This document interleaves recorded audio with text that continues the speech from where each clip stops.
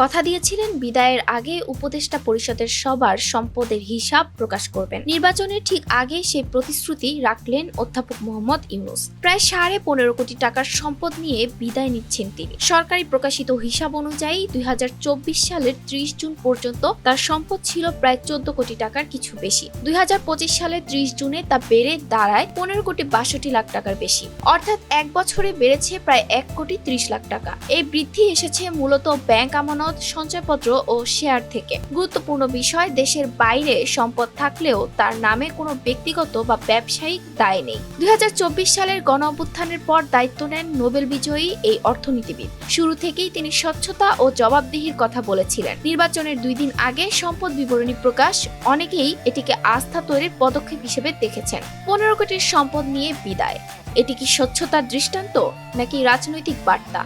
ETS Bangla desk report.